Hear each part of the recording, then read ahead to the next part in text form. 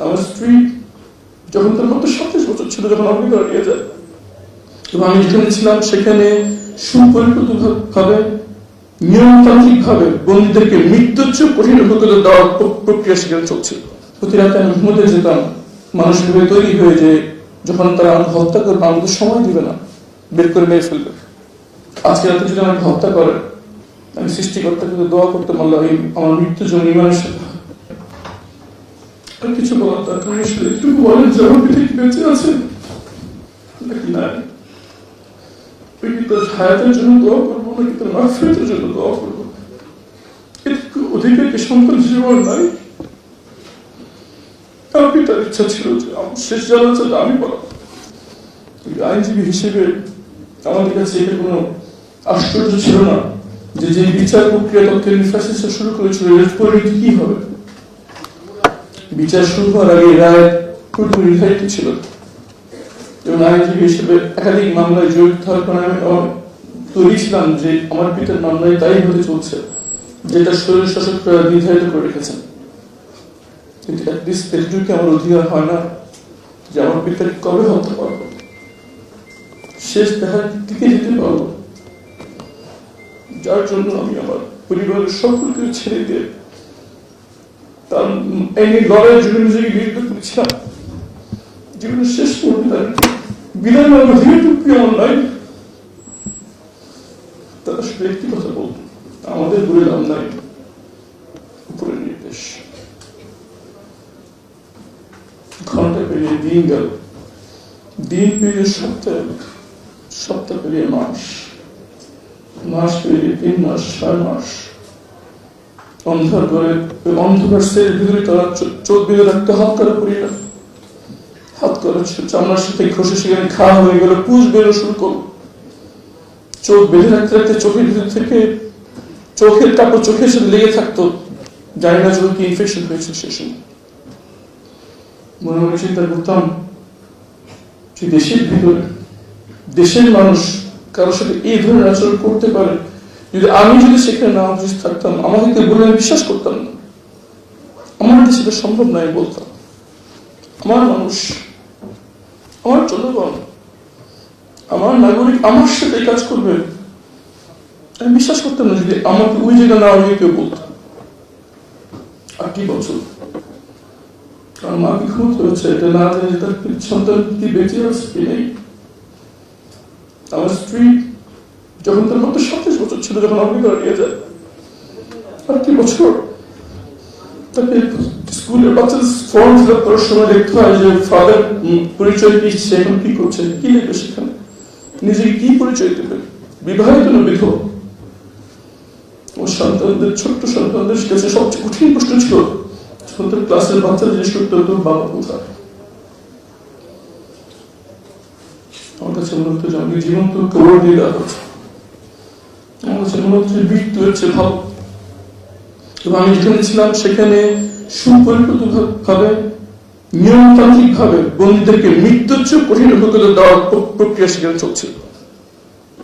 বলিয়েছিলাম এখানে আমার মৃত্যু হবে, হয় আমি নির্যাতনে আমার এখানে মৃত্যু হবে, নাহলে তারা একদিন আমাকে মেরে ফেলবে।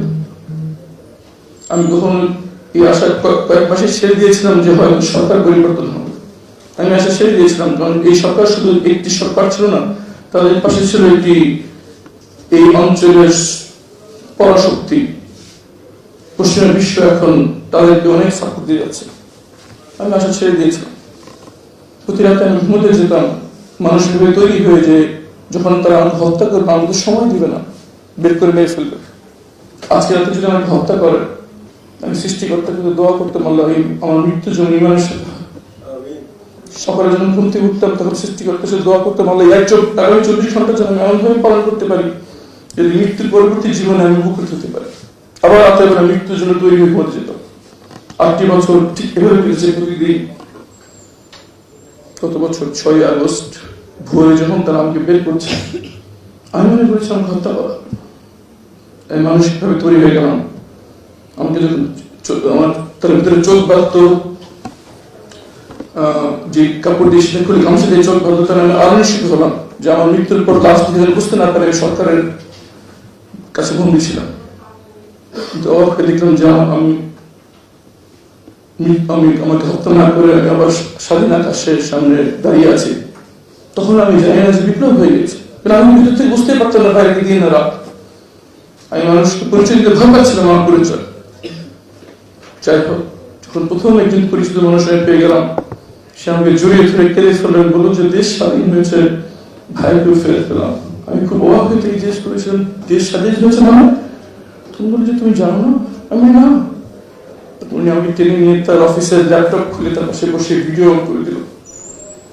আমি চুপ দিয়ে দৌড়ে পানি করছিল, আমি দেখলাম যে বাচ্চা ছেলেরা গুলির সাথে দাঁড়িয়ে আছে, গুলি চলছে। হিমালয়ের পর্বতের মধ্যে কয়েকটি বাচ্চা ছেলে দাঁড়িয়ে আছে গুলির সাথে। একজন পড়ে যাচ্ছে, আর 10 সিঁড়িয়ে জায়গা দিচ্ছে। বাবা মা পিছনে দাঁড়িয়ে বাচ্চাদের উৎসাহ দিচ্ছে তার জন্য।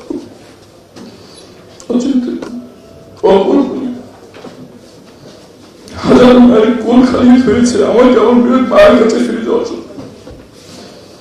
হাজার পরিবারের কান্না এসেছে আমার পরিবার হাসি আসার জন্য।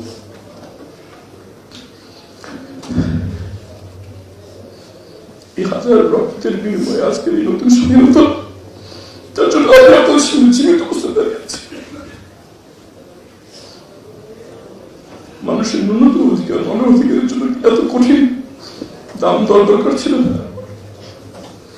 যে আদর্শ, যে মুক্তির আকাঙ্ক্ষা নিয়ে এই দেশ হয়েছিল, সেই আকাঙ্ক্ষা যদি সত্যিকার অর্থে মানুষ ধারণ করতে পারত, তাহলে এই 50 বছর পরে এত যদি তাজা নিষ্প্রাণ প্রকৃতি জীবন দিতে হতো। আমার মতো একজন নগণ্য লোককে এতটি বছর অন্ধকারে পড়ে থাকতে হতো। আমার সন্তানদেরকে এই অনিশ্চয়তার জীবন কাটাতে হতো। তাদের বাবা কোথায়?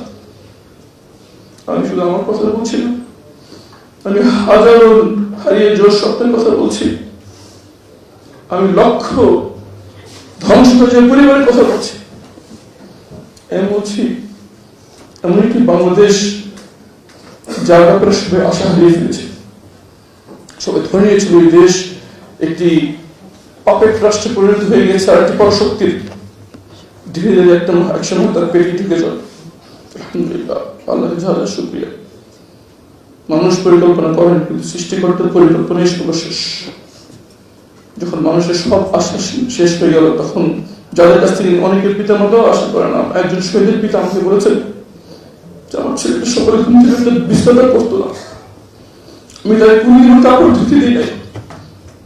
সেই ছেলেটার জীবন দিয়েছে, আমি নিষেধ করছি শুনে নাই। আমার হাত দিয়ে কলে মাথায় হাত দিয়ে কাজ করে বলছে আমার সন্তান চলে গেছে, দুনিয়াতে ফেরত আসছে না। আমি ঋণী, আমার পরিবার ঋণী, পুরো জাতির ঋণী।